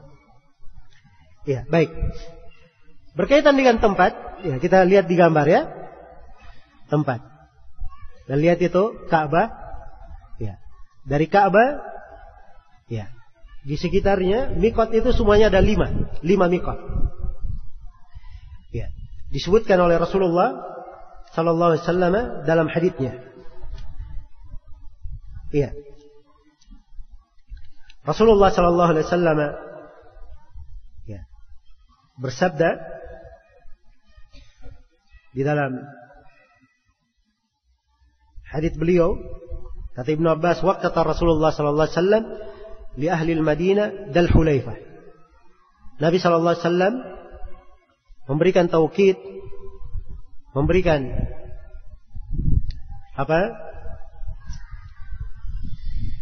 menetapkan tempat memulai ibadah haji dan umrah untuk penduduk Madinah itu berada di Dzul Hulaifah. Ya, Dzul Hulaifah. Kalau kita lihat Dzul Hulaifah di dekat Madinah, dan ini mikot penduduk Madinah. Sekarang ini disebut dengan nama Bir Ali atau Abar Ali. Iya. Bir Ali atau Abar Ali. Dzul Hulaifah namanya. Jelas ya? Dan ini mikot yang paling jauh dari Mekah. Mikot yang paling jauh dari Mekah. Sekitar 450 kilo. Iya. Itu perkiraan ya. Mungkin tepatnya 438 atau sekitar itu. Iya. Ini mikot untuk penduduk Madinah dan siapa yang melewatinya. Mikot yang kedua, wali ahli Syam al-Juhfah. Untuk penduduk Syam itu di al-Juhfah. Iya. Itu al-Juhfah kita lihat masih 87 kilo dari Mekah. Dan ini penduduknya untuk penduduk Syam, orang-orang yang haji dari negeri Syam, dari Yordania, dari Suria, dari Mesir, dari Maroko, semuanya lewat situ. Iya. Baik, ini mikot yang kedua. Dan sekarang ini dia tidak disebut Juhfah, masuk ke wilayah Rabiq namanya. Orang berihram dari Rabiq. Iya. Kemudian mikot yang ketiga, Nabi SAW menyebutkan wali ahli Najd Qarnul Manazil. Dan bagi penduduk Najd itu di Qarnul Manazil. Ya, itu lihat Qarnul Manazil. Ya, dari sisi jarak ya, disebut 94 kilo. Ini kayaknya ada kekeliruan sedikit ya. Juhfa mungkin 97 atau 98. Sebab Qarnul Manazil itu mikot yang paling dekat, bukan Juhfa yang paling dekat. Qarnul Manazil yang paling dekat. Dan ini sekarang Qarnul Manazil masuk di wilayah Taif. Masuk di wilayah Taif. Jadi orang-orang yang haji dari arah Riyadh, Bahrain, ya, dan ke belakang sana, semuanya melewati Qarnul Manazil yang sekarang disebut dengan nama As-Sailul Kabir. Disebut dengan nama As-Sailul Kabir. Nah, ini mikot yang ketiga. Mikot yang keempat, Yalamlam. Wali ahli Yaman, Yalamlam. Dan untuk penduduk Yaman, itu namanya Yalamlam. Ya, sekarang nama sekarangnya itu disebut dengan nama As-Sa'diyah. Ya, disebut nama As-Sa'diyah. Baik. Ini jaraknya untuk penduduk Yaman, demikian pula dari wilayah Saudi sendiri dari arah selatan, orang yang datang dari Samita, dari Jizan, ya, dari Yaman, itu semuanya lewat Yalamlam. Kita orang Indonesia, kalau kita berangkat ke Saudi, ke Mekah, itu pasti lewat Yalamlam. Mikot kita di mana? Di Yalamlam. Dan ini mikot yang keempat. Iya. Baik. Dan yang kelima, itu diterangkan di hadits yang lain, Datu Irq. Dan ini mikotnya penduduk Irak. Mikotnya penduduk Irak. Baik. Jadi ini 5 mikot. Dan subhanallah, ya, tempat-tempat yang ditunjuk oleh Nabi ini sebagai awal pelaksanaan ibadah haji dan umrah, ya, itu tidak lepas dari manusia dari penjuru dunia manapun dia datang, pasti dia akan melewati salah satu dari 5 ini. Tidak ada yang keluar darinya. Dan ini dari tanda dan kebesaran Allah Subhanahu wa ta'ala. Iya. Baik. Jadi mikot, ketika seorang sudah mengetahui mikot, hukum dari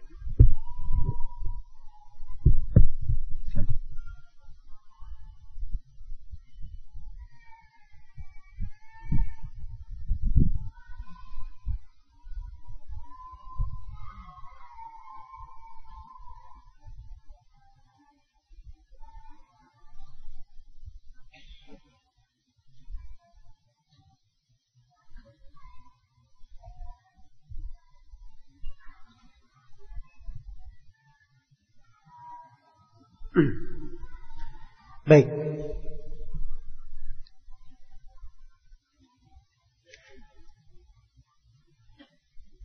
Jadi setelah kita mengetahui 5 mikot ini, dan ini adalah mikot-mikot untuk permulaan pelaksanaan ibadah haji dan umrah. Jadi siapa saja yang ingin haji dan ingin umrah harus melewati mikot tersebut. Iya. Pada zat mikotnya sendiri, zatnya, tidak mesti seorang berada di mikotnya, tapi di mikot atau yang sejajar dengannya. Yang sejajar dengannya. Karena itu tidak mesti seorang masuk ke dalam mikot. Ya.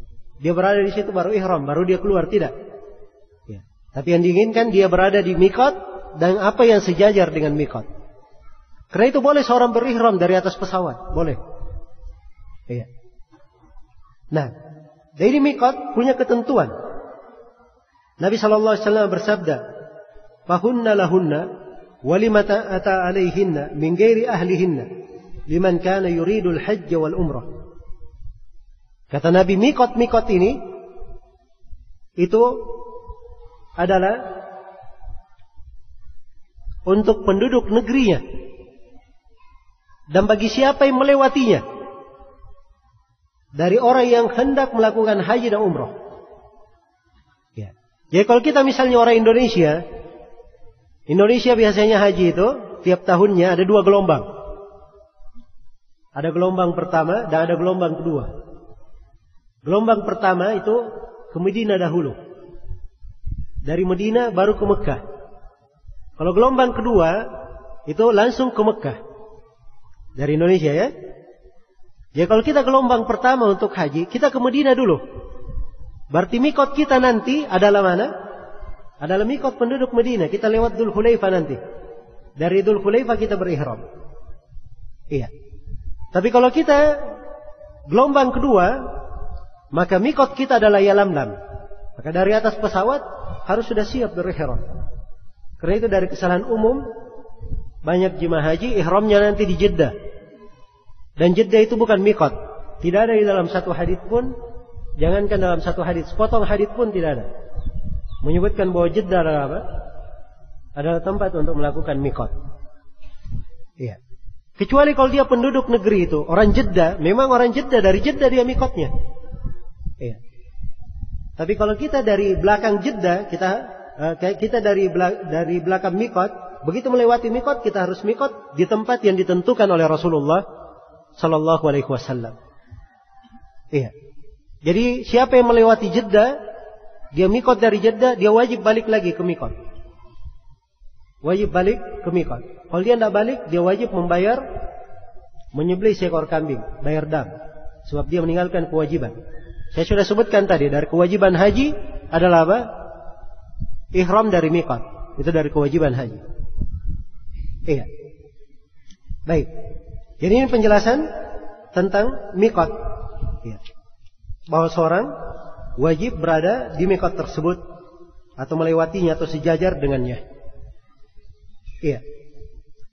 Kemudian amalan yang dilakukan bagi seorang yang sudah mendekati mikot, ya, disunahkan untuk dia mandi. Dia menanggalkan semua pakaian yang tidak boleh dipakai. Khusus untuk laki-laki, tidak boleh memakai pakaian yang bersambung dengan jahitan. Untuk laki-laki. Kalau perempuan bebas ya dalam hal pakaian. Perempuan bebas. Ya, laki-laki tidak boleh memakai pakaian yang disambung dengan jahitan. Nah, maka dia memakai kain ihram, mandi sebelumnya, Kalau dia ingin, laki-laki ingin memakai wangi-wangian tidak ada masalah. Iya. Tapi wangi-wangian yang tidak hanya tercium bau, tapi tidak ada bekas di badannya. Ada bau, tapi tidak ada bekas. Ya kalau misalnya masih kelihatan putih-putihnya, masih tersentuh, itu tidak boleh ya. Sebab dia pada saat ihram tidak boleh menyentuh wangi-wangian sama sekali. Tapi kalau dia misalnya berikan wangian di kepalanya atau di jenggotnya, setelah itu sudah kering, masih tercium bau, tidak ada masalah. Ya, tapi kalau datnya masih ada, itu dilarang. Kalau datnya masih ada.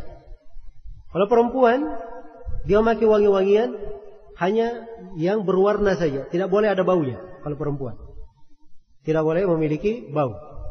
Iya. Kalau memiliki warna tidak ada masalah, tapi berbau tidak diperbolehkan. Baik. Kemudian bagi orang yang ihram, begitu dia mau berihram, ya, dibolehkan dia memotong kukunya dan memotong rambutnya. Ya. Apakah rambut kumisnya atau rambut kemaluannya, ketiaknya. Ya. Agar supaya jangan sampai ketika dia melakukan ihram, dia potong kuku atau dia potong ini karena dia pandang, dia perlu melakukannya. Maka dianjurkan untuk dia potong dari awal supaya dia tidak perlu lagi memotong di saat pelaksanaan. Ya. Tapi ini disyaratkan bagi orang yang tidak ingin berkurban. Ya, kalau dia berkurban dan masuk tanggal 1 Dzulhijjah sampai tanggal 9, itu tidak boleh dia memegang rambut, tidak boleh dia memotong rambut, kuku dan mencabut kulitnya, tidak boleh. Baik. Ya.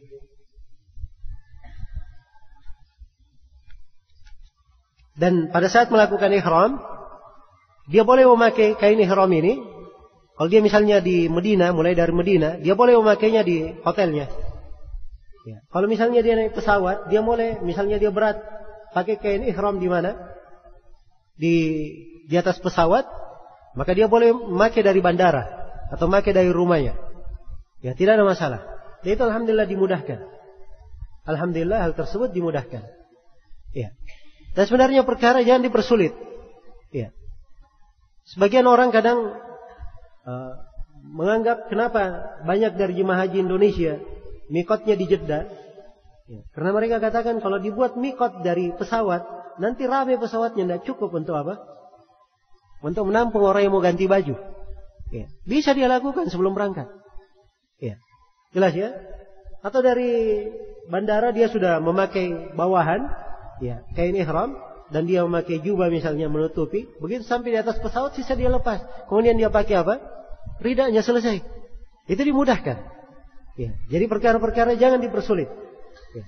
Justru akan menjadi sulit kalau dia melewati mikot, sebab dia harus balik lagi. Ya. Kalau dia tidak balik, bayar apa? Bayar dam. Baik.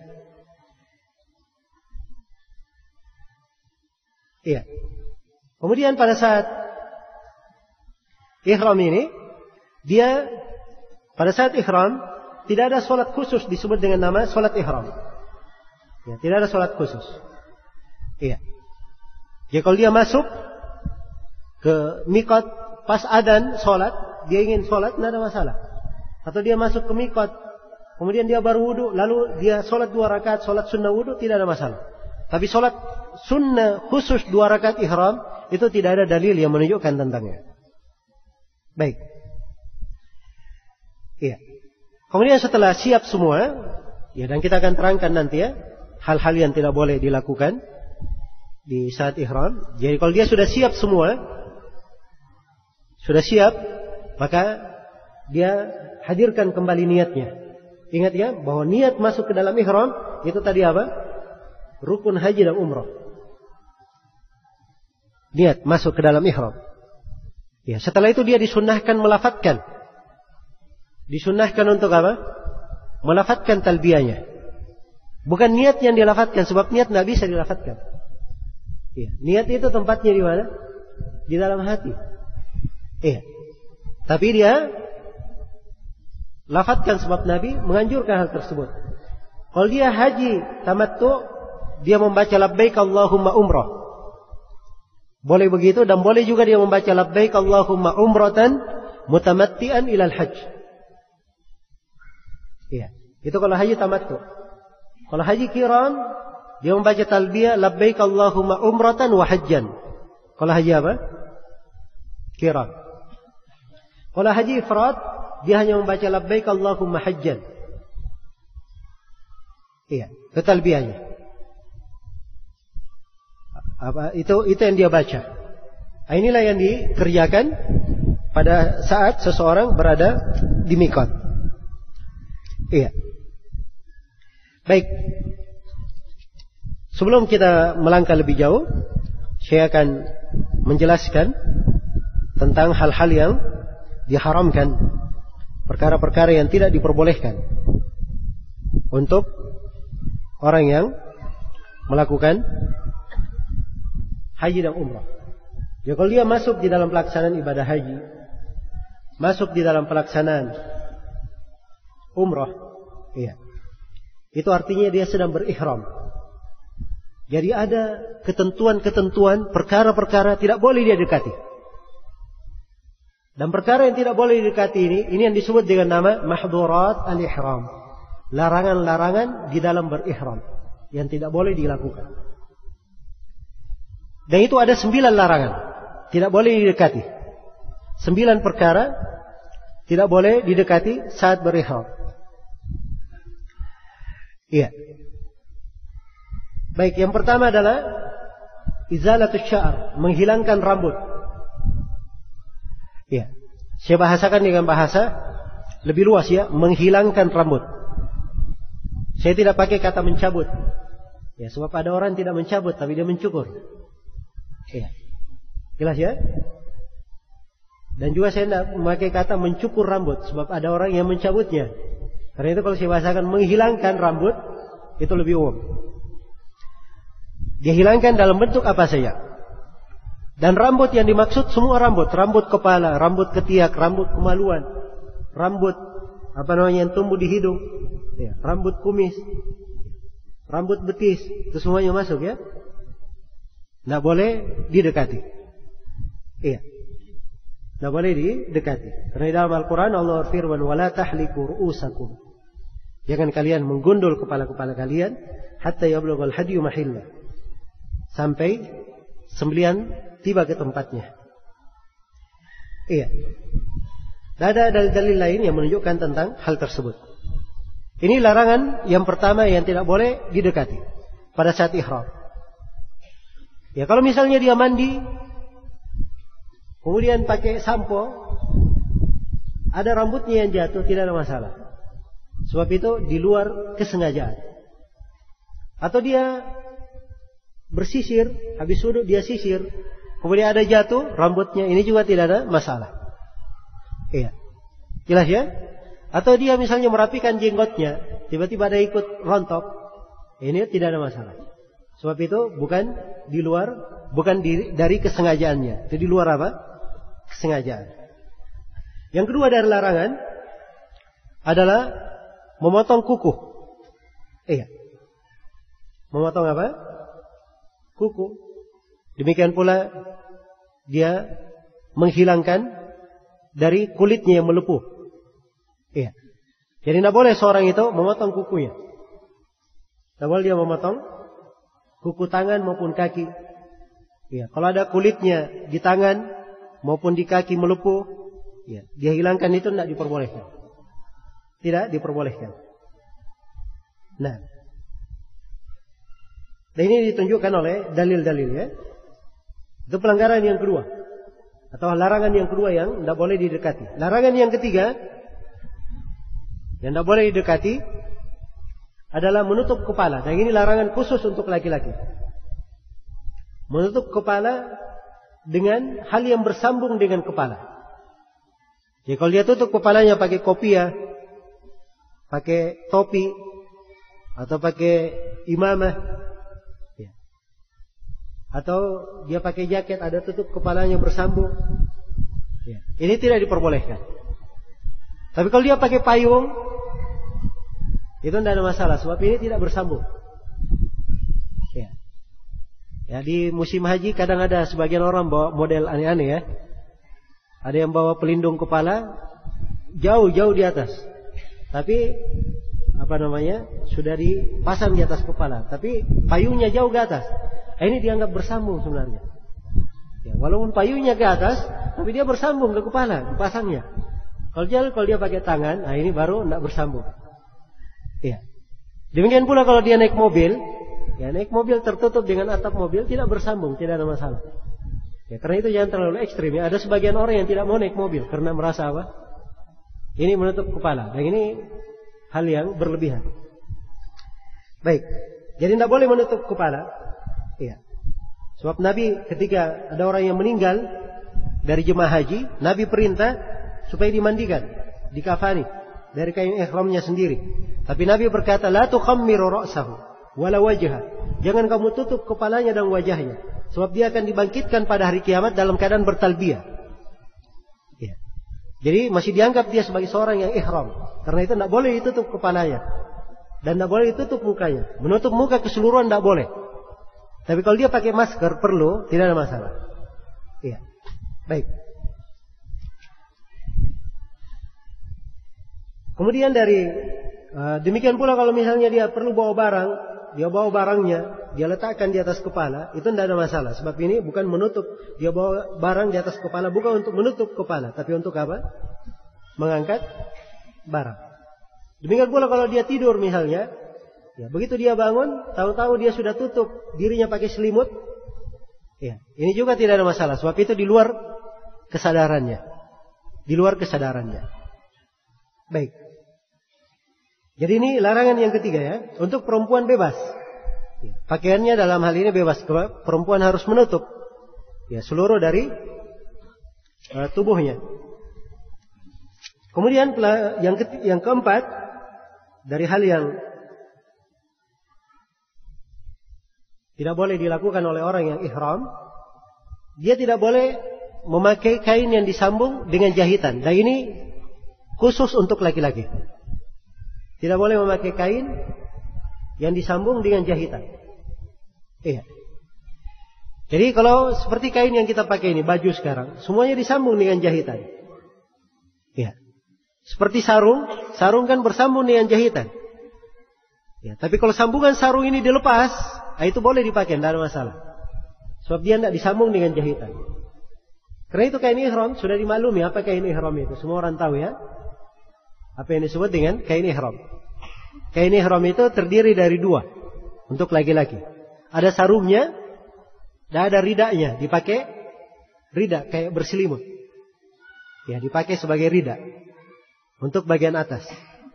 Satu dipakai bersarung dan satu dipakai untuk menutup atas. Ya. Dan ini ketika memakai kain ihram untuk laki-laki, kain ihramnya tidak boleh disambung dengan jahitan. Ada sekarang model kain ihram itu disambung pakai kancing. Ya. Ada kancingnya, ada yang pakai rosleten. Itu tidak boleh ya. Sebab itu semakna. Itu semakna, tidak diperbolehkan. Baik. Dan ketika memakai kain ihram, tidak apa-apa dia double. Kalau misalnya dingin, ini sekarang musim, ada kemungkinan musim haji tahun ini masih dingin. Kalau dia pakai kain ihram double, tidak ada masalah. Iya. Dia pakai kain ihram dua sekaligus, dia pakai sarung, nggak ada masalah. Dia selimut dengan dua, tidak ada masalah. Yang dilarang menyambung dengan apa? Menyambung dengan jahitan. Ya, maka dalaman itu dilepas semua. Pakaian dalam dilepas. Sebab itu bersambung dengan apa? Bersambung dengan jahitan. Iya. Baik. Dan untuk perempuan dalam hal ini bebas pakaiannya. Kemudian berikutnya dari pelanggaran yang tidak boleh dilakukan pada saat ihram, tidak boleh memakai wangi-wangian. Saat ihramnya tidak boleh memakai wangi-wangian. Tapi tadi sebelum ihram itu nggak ada masalah. Kalau sebelumnya tidak ada masalah. Saya misalnya sampai di mikot, saya mandi, setelah itu saya kasih wangi-wangian di kepala atau di jenggot atau di ketiak, itu tidak ada masalah ya. Tapi kalau di badan tidak boleh. Sebab badan nanti bersentuhan dengan kulit, bersentuhan dengan kain. Hal yang bersentuhan dengan kain tidak boleh. Sebab tidak boleh memberi wangi-wangian ke kain ihram. Tidak boleh. Iya. Ya kalau di kepala, di jenggot misalnya, atau di ketiak itu tidak ada masalah. Tidak ada masalah. Sebab tidak menyentuh kain. Iya. Baik. Nah ini Nabi bersabda, wala tamassuhu bitib, jangan kalian sentuh dia dengan wangi-wangian. Tidak boleh sama sekali menyentuh wangi-wangian. Dan ini berlaku untuk laki-laki dan perempuan. Iya. Ya, dan khusus untuk perempuan, ya, perempuan tidak boleh menutup tangan dan menutup muka. Jadi tangannya tidak boleh memakai kos tangan. Ya. Jadi kalau misalnya ada orang asing di sekitarnya, dia tangannya cukup dia masukkan di bawah jilbabnya. Ya. Dan muka tidak boleh dia tutup memakai memakai burda atau memakai cadar. Ya. Tapi dia tutup dari kainnya sendiri. Kalau misalnya ada orang asing. Ya. Jadi lilitan, kalau misalnya dia lilit kepalanya, yang biasanya orang-orang menyebutnya torha, dia lilit kepalanya pakai jilbab, biasanya ada kain yang lebih. Kain yang lebih ini boleh dia pakai untuk menutup muka kalau memang diperlukan. Tapi begitu tidak diperlukan dia lepas, dia buka. Ya. Adapun kalau kain bersambung dengan penutup muka bersambung dengan kainnya seperti rosletin misalnya, atau dia burda dia pasang khusus, itu tidak diperbolehkan. Tidak diperbolehkan. Baik. Kemudian dari hal yang dilarang, tidak boleh membunuh hewan buruan di tanah haram. Apakah dia bunuh langsung, atau dia menjadi sebab hewan itu terbunuh, atau dia membantu. Ada orang yang membunuh hewan buruan, dia ikut bantu itu sana hewannya, dia tunjuk misalnya, tidak boleh. Ya. Walaupun dia lihat hewan itu pergi kemana, misalnya ditanya, ada kamu lihat hewan lewat sini, tidak boleh dia menjawab. Sebab tidak boleh dia membantu sama sekali. Jelas ya? Baik. Dan ini sekarang untuk hewan buruan, ini jarang diketemukan ya di tanah haram, kecuali burung-burung merpati dan semisal dengannya, itu memang tidak boleh diganggu. Ya, sebab kalau membunuh satu merpati, itu menyembelih seekor kambing. Nah, baik. Kemudian yang ketujuh, nah demikian pula pada saat ihram, tidak boleh mencabut dari pepohonan yang tumbuh di tanah haram itu, yang tumbuh dengan sendirinya, tidak boleh dicabut. Ya, kecuali kalau dia duri atau yang membahayakan, itu tidak ada masalah. Baik. Kemudian yang ketujuh, tidak boleh ada akad nikah. Ya. Jadi tidak boleh dia menikahkan, tidak boleh dia dinikahkan, dan tidak boleh dia melamar pada saat ihram.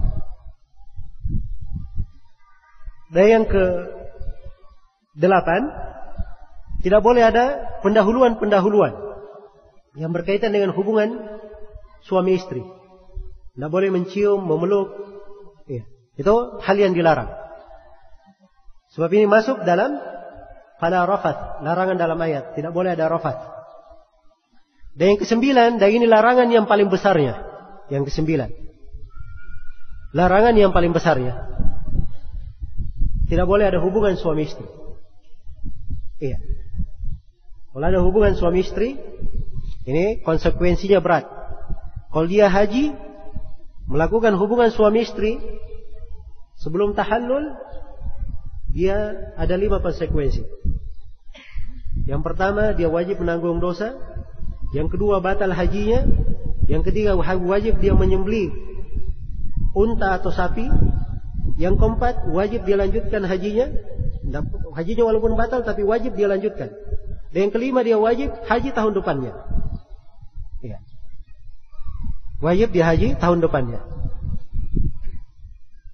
Kalau di umrah, dia melakukannya, itu membatalkan umrohnya. Dia lanjutkan umrohnya, dia sembelih seekor sapi tadi, dia lanjutkan umrohnya, kemudian dia wajib mengulangi umroh itu lagi, dan dia menanggung dosa. Ya. Karena itu ini larangan yang paling besar, tidak boleh bermain-main dengannya. Iya.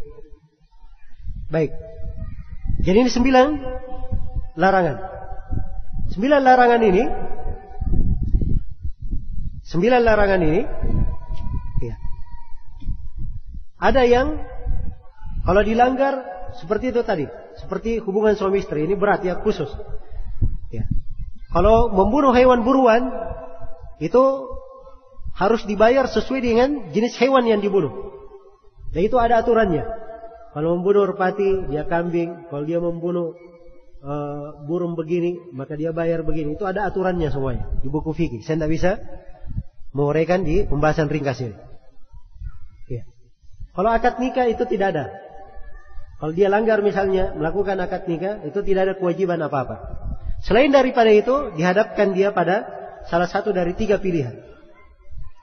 Apakah dia menyembelih seekor kambing, atau memberi makan 6 orang miskin, atau dia berpuasa 3 hari berturut-turut.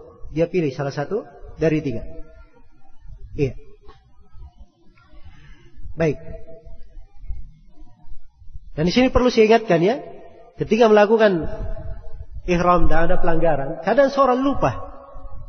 Ya, dan ini sering terjadi ya, apalagi musim haji namanya beberapa hari. Ya, panjang dia. Apalagi kalau dia melakukan haji apa? Haji qiran tadi.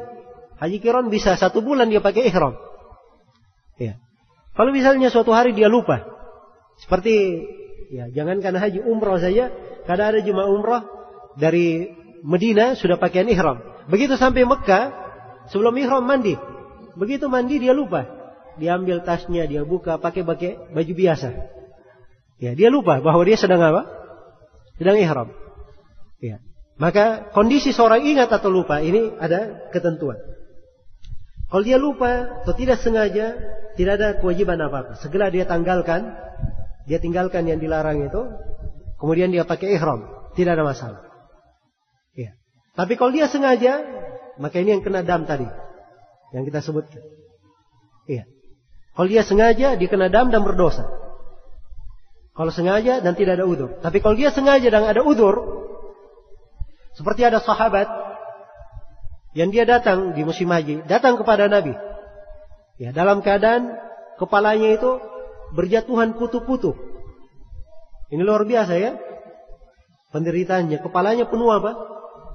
Penuh kutu. Jadi kutu itu sudah berjatuhan dari kepalanya. Saking banyaknya kutunya. Bisa dibayangkan betapa beratnya. Maka dia minta izin kepada Nabi untuk gundul. Iya. Maka Nabi SAW membolehkan dan memberi 3 pilihan. Ya kalau ada udzur boleh saja, tidak berdosa, tapi dia wajib membayar dam itu tadi, membayar fidyah itu tadi. Apakah itu dia menyembelih seekor kambing, atau memberi makan 6 orang miskin, setiap orang miskin diberi makan setengah sa' dari makanan, atau dia berpuasa 3 hari berturut-turut. Selesai sudah tentang hal-hal yang tidak diperbolehkan pada saat ihram. Iya. Kemudian ketika seorang itu masuk, iya. Dan di sini perlu saya ingatkan ya, ada hal-hal yang tidak dipermasalahkan. Dari hal yang tidak dipermasalahkan, mandi. Bagi orang yang mandi, kalau dia junub misalnya dia mandi, tidak ada masalah. Juga tidak ada masalah menggunakan sabun. Tapi kalau dia pakai sabun yang tidak ada bau harumnya, itu lebih bagus. Ya, walaupun sebenarnya sabun yang harum itu bukan wangi-wangian, menurut pendapat yang lebih kuat. Tapi hati-hatinya ditinggalkan saja. Lebih bagus kita tinggalkan, keluar dari silam pendapat. Iya. Demikian pula, iya. Tidak ada masalah seorang perempuan meminum dari apa? Dari minuman, dari obat misalnya menghalangi haid dan nifas, kalau dia perlukan hal tersebut. Tidak apa-apa pakai kacamata, pakai apa namanya, handset untuk mendengar. Ya. Juga tidak ada masalah pakai sabuk, sebab sabuk ini sambungan bukan dengan jahitan, tapi dengan apa? Dengan ikatan. Ini tidak ada masalah. Ya. Kemudian juga tidak dipermasalahkan seorang itu membunuh dari hewan-hewan yang mengganggu, seperti dia membunuh kalajengking, membunuh ular atau yang semisal dengannya, itu tidak ada masalah. Baik. Kemudian tidak ada masalah pakai jam tangan. Ya. Pakai jam tangan. Kalau perempuan misalnya ada gelang di tangannya, itu tidak dipermasalahkan. Ya, sebab ini semuanya tidak terkait dengan hal yang dilarang. Kemudian ketika seorang masuk ke Mekah, harus dia pelajari ketentuan masuk Mekah dan ketentuan masuk Madinah. Sebab ini 2 kota, Mekah dan Madinah, 2 kota yang diagungkan oleh Allah. Ada hukum-hukum terkait dengannya. Hukum-hukum terkait dengannya. Tidak boleh memotong pepohonan yang tumbuh di situ. Iya. Kemudian tidak boleh seseorang berbuat kefasikan di dalamnya. Iya. Nah, dan begitu seorang masuk ke Mekah, awal kali yang dia lakukan adalah dia memulai dengan tawaf dahulu. Dia memulai dengan tawaf. Iya. Dan ini pembahasan berkaitan dengan hukum-hukum seputar tawaf. Dan dengan ini insyaallah ta'ala kita sudah masuk membahas detail, rincian di pelaksanaan manasik hajinya. Ya, waktu sudah habis untuk sesi ini. Insyaallah ta'ala kita akan sambung nanti di pembahasan setelah sholat asar. Dan insyaallah kita akan lanjutkan nanti dengan tanya jawab. Ya wallahu ta'ala alam. Untuk sementara saya cukupkan dulu sampai sini. Subhanakallahumma wa bihamdik, asyhadu an la ilaha illa anta, astaghfiruka wa atubu ilaik. Walhamdulillahirabbil alamin.